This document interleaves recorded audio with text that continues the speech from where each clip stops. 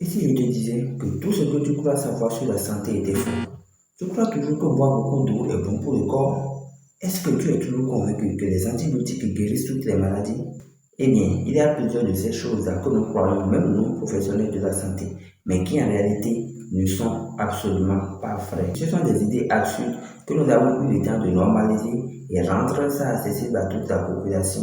Et au fil des années, de génération en génération, de bouche à oreille, tout le monde en a cru.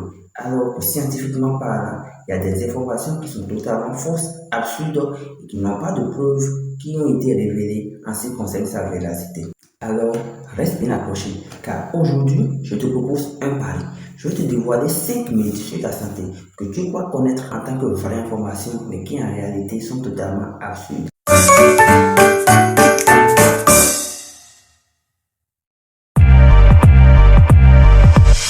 Le premier mythe dont nous allons parler, c'est celui qui dit que boire 3 litres d'eau est bon pour le corps. On croit savoir que boire beaucoup d'eau est bon pour le corps, est bon pour notre organisme tout entier, et que c'est une information qui a été relatée et vérifiée par l'Organisation mondiale de la santé. Mais en réalité, ce n'est pas totalement vrai.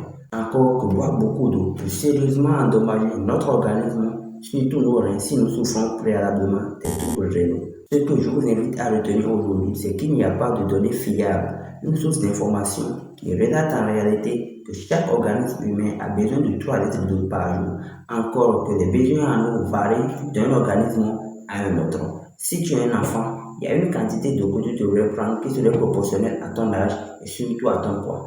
Encore que la quantité d'eau dont on parle n'est pas seulement la quantité de liquide simple ingéré, c'est-à-dire que la quantité d'eau calculée devrait être en fonction de l'eau contenue dans les aliments que vous mangez, en plus de la quantité de liquide simple que vous consommez. Si par exemple je suppose que vous buvez 1 à 1,5 et que dans vos alimentations, vous êtes convaincu qu'il y a au moins 1 litre d'eau dedans, cela équivaut déjà à 2,5 litres d'eau par jour que vous êtes en train de boire. C'est énormément suffisant pour toute personne vivant sur cette terre et qui n'emploie pas trop d'activités qui leur font perdre d'eau. Encore qu'il existe des troubles aujourd'hui qui peuvent être associés à l'excès de la consommation en eau, même si ce sont des troubles qui sont rares et beaucoup moins fréquents. Il s'agit en réalité de l'hyponatrémie, une diminution de la quantité de sel qui se trouve dans votre corps, un peu comme si l'eau que nous buvons réduit considérablement la quantité de sel qui devrait être stockée dans notre corps, parce que les reins ont eu le temps d'éliminer beaucoup plus cette quantité en raison de la quantité d'eau que nous buvons par jour.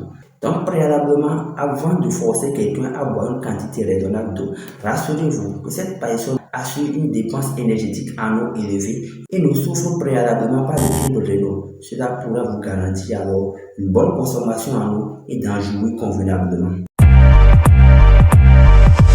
Le deuxième mythe dont on va parler, c'est ce qui stipule que transpirer égale à brûler des graisses. Eh bien, aujourd'hui, je vous dis que le fait de transpirer n'a pas de rapport avec les pertes de poids.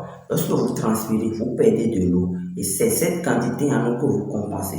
Puisque l'on peut toujours rester assis dans une chambre chaude et puis transpirer énormément. Avant de perdre du gras, avant de perdre du poids, vous devez revoir votre alimentation, adopter une activité physique régulière et vous faire suivre par soit un nutritionniste, un coach sportif à travers une discipline bien rigoureuse. À partir d'aujourd'hui, sachez que le fait de beaucoup transpirer n'a pas de rapport avec la perte de poids ni avec la diminution de la quantité de vos graisses. Même si vous restez dans une pièce chaude, même si vous êtes exposé au soleil, vous allez transpirer, ce qui est totalement normal. Mais est-ce que ça a rapport avec la perte de poids? Non.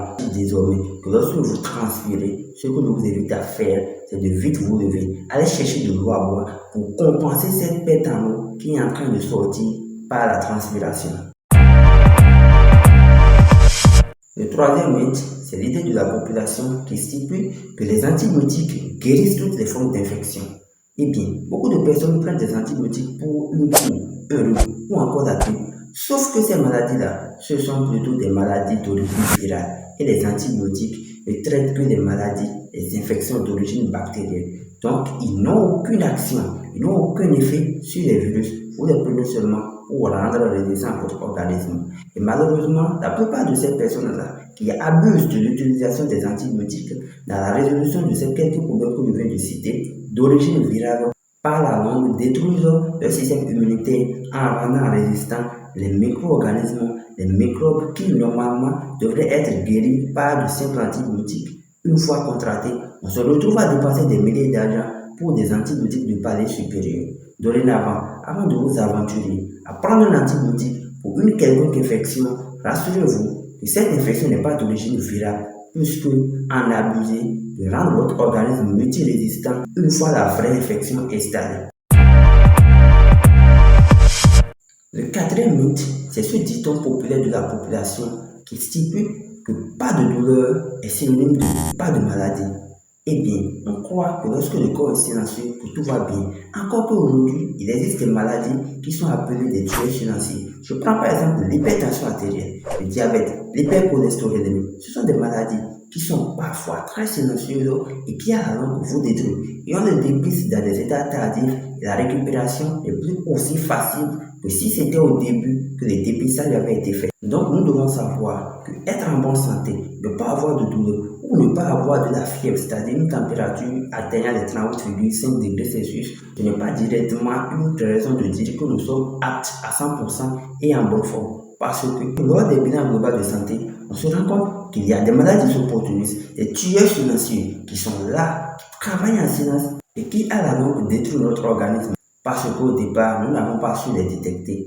Avant de vous dévoiler le dernier mythe, je voudrais bien que vous preniez 5 secondes pour vous abonner à la chaîne et d'activer la cloche de notification pour me permettre alors de vous envoyer des messages aussitôt d'autres vidéos postées. Ça va beaucoup plus me motiver à progresser dans cette tendance.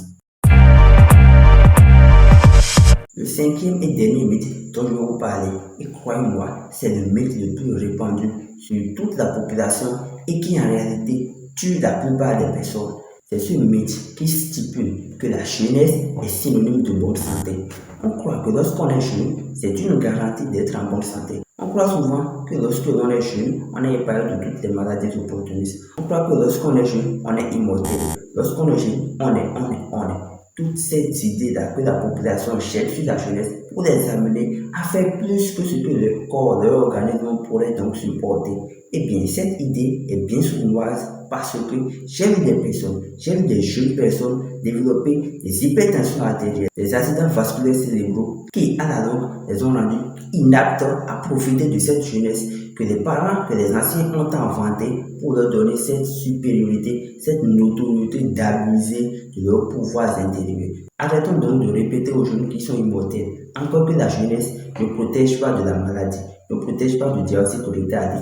Tout ce que la jeunesse peut offrir, c'est une garantie à vite récupérer après la survenue d'une maladie et les traitements appropriés effectués. À cet effet, j'aimerais que tu retiennes aujourd'hui que ce qui est le plus dangereux en matière de la santé, eh bien ce n'est pas les microbes, ce n'est pas les virus, ce n'est pas les maladies, c'est plutôt ce que l'on croit savoir. Si nous sommes toujours dans l'ignorance des vraies causes, des vrais problèmes que nous courons dans tout ce que nous pratiquons au quotidien, nous sommes vulnérables à toutes les maladies opportunistes, à toutes ces infections opportunistes qui peuvent à la longue nous détruire.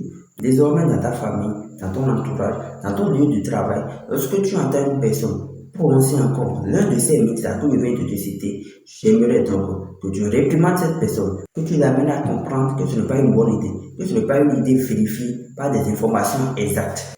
Et si toi aussi, tu as déjà cette idée-là que tu crois et que tu appliques au quotidien, j'aimerais donc t'inviter désormais à avoir un peu de ralenti dans l'utilisation de ces méthodes, un peu de ralenti dans l'utilisation de ces croyances, un peu de ralenti dans le conseil fait aux autres dans l'utilisation de ces croyances-là.